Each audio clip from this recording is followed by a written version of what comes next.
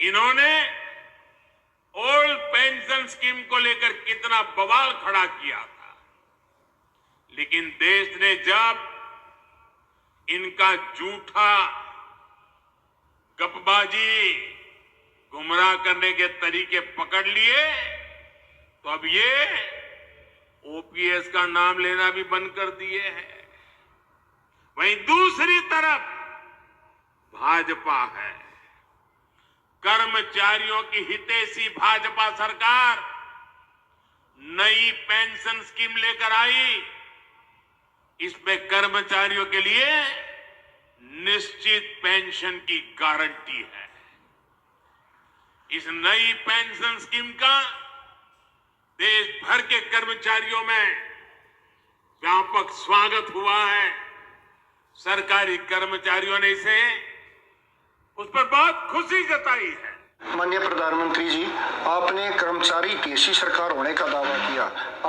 अगर आपकी सरकार कर्मचारी हितैषी थी तो कर्मचारियों के ओपीएस मांगने पर उनके ऊपर लाठियां क्यों भांजी गई? और अगर आपकी सरकार कर्मचारी हितैषी थी तो आप एक बार मनोहर लाल खट्टर जी से और नायब सिंह सैनी जी से पूछ लीजिए, उन्होंने कर्मचारियों के ऊपर पानी की बौछारें और आंसू गैस के गोले क्यों छोड़ने का काम किया? अगर आपकी सरकार कर्मचारी हितैषी थी तो आप अपने मुख्यमंत्री जी से पूछिए तो वो कर्मचारियों को लगातार धमकी क्यों दे रहे हैं, उनके ऊपर दबाव डालने की कोशिश क्यों कर रहे हैं? और जिस नई पेंशन योजना को आप कर्मचारियों के लिए बेहतर बता रहे हैं, उसको लेकर तो पूरे देश के अंदर कर्मचारियों के अंदर पूरा रोष है। नेशनल पेंशन सिस्टम एनपीएस को पहले आप बेहतर कहा करते थे, अब उसका रूप बदलकर, उसका नाम बदलकर यूनिफाइड पेंशन स्कीम यूपीएस आप लेकर आए हैं, जिसकी आज आप कुरुक्षेत्र में बढ़ाई करते हुए नजर आए। लेकिन सच्चाई तो ये है कि ये स्कीम कर्मचारियों के हित के लिए नहीं, ये बड़े पूंजीपतियों और शेयर मार्केट के हित के लिए लाई गई है, उनको लाभ पहुंचाने के लिए लाई गई है। कर्मचारियों की मांग, कर्मचारियों का आंदोलन केवल और केवल ओपीएस के लिए था। कर्मचारियों की मांग आज भी ओपीएस है। नमस्कार, मैं हूं doctor Manjeet Singh Patel, national mission for old pension scheme Bharat से। आज पूरे देश से तकरीबन 92 नेताओं ने, जो कि अलग अलग राज्यों से पुरानी पेंशन बहाली के लिए फाइट कर रहे हैं, अलग अलग केंद्रीय विभागों से पुरानी पेंशन बहाली के लिए फाइट कर रहे हैं, और सभी ने एक सुर में, एक मत में ये तय किया है कि वो एनपीएस या यूपीएस से बिल्कुल भी संतुष्ट नहीं है। और अब 17 नवंबर 2024 को आगामी जो डेट है, उस पर हम पूरे देश से लाखों कर्मचारी मिल करके भारत सरकार पर पुनः दबाव बनाने के लिए, उन्हें ये बताने के लिए कि no NPS, no UPS, only OPS.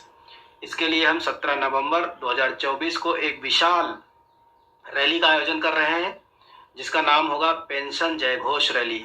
मेरे देश के सभी पेंशन विहीनों से, देश के सभी एनपीएस कर्मचारी और उनके परिवारों से ये अपील है कि इस महारैली में अपनी आहुति देने के लिए तैयार रहें। पेंशन हक है, कोई खैरात नहीं है। पेंशन हमारे बुढ़ापे पर हमारी दी गई सेवाओं के बदले में एक तरह से हमें रिवार्ड मिलता है। वो हक हमसे कोई छीन नहीं सकता।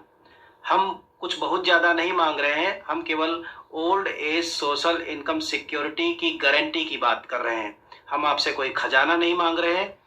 इसके लिए ज़रूरी है कि अगर भारत सरकार को ये बात ऐसे समझ में नहीं आ रही, वो रोज़ रोज़ एनपीएस में तमाम तरह के जो बदलाव कर रहे हैं, जो कि नाकाफ़ी है, उन बदलावों से हम संतुष्ट नहीं हैं। हमें रिटायरमेंट पर 50% लास्ट बेसिक का डियरनेस अलाउंस के साथ पेंशन चाहिए। कर्मचारियों का अंशदान ब्याज सहित जीपीएफ की तरह चाहिए। बड़ी सिंपल सी 2 डिमांड है, जिनको हम ओपीएस के नाम से जानते हैं। भारत सरकार अगर इनको कर दे तो हम खुशी खुशी अपना काम करने के लिए अपने घर वापस जाएंगे, अपने दफ्तरों में काम करेंगे जाके। लेकिन पिछले 20 सालों में जितने भी बदलाव हुए हैं वो नाकाफ़ी हैं, और बदलाव ये साबित करते हैं कि भारत सरकार ये मानती है कि एनपीएस उपयुक्त नहीं है, ये कर्मचारियों के लिए शोषणकारी है। फिर ऐसे बदलाव करके जिनसे कोई हल नहीं निकल रहा, उससे भारत सरकार क्या जताना चाहती है? मेरी हाथ जोड़ करके प्रधानमंत्री नरेंद्र मोदी जी से ये अपील है कि देश के 91-92 लाख कर्मचारियों के हितों की रक्षा के लिए आपसे जितनी उम्मीदें थीं वो अभी तक उनसे बड़ा निराशा हाथ लगी है, कर्मचारियों को बहुत ही हताशा हाथ लगी है। तो आपसे पुनः निवेदन है कि इस मामले में आप बढ़ चढ़ करके हिस्सा लें और कर्मचारियों के दुख दर्द को दूर करें। 17 नवंबर की ये रैली आपको ये बताने आ रही है कि हम ना एनपीएस से संतुष्ट हैं ना यूपीएस से संतुष्ट हैं, हमें हमारी ओपीएस वापस कर दीजिए और यही एक समाधान है। मेरी देश के तमाम एनपीएस कर्मचारियों से, पेंशन विहीन कर्मचारियों से अपील है कि 17 नवंबर 2024 को हर हाल में दिल्ली पहुंचे, तभी आपकी आवाज़ अंजाम तक पहुंचेगी, तभी आपकी लड़ाई ओपीएस बहाली तक पहुंचेगी। जय हिंद, जय भारत।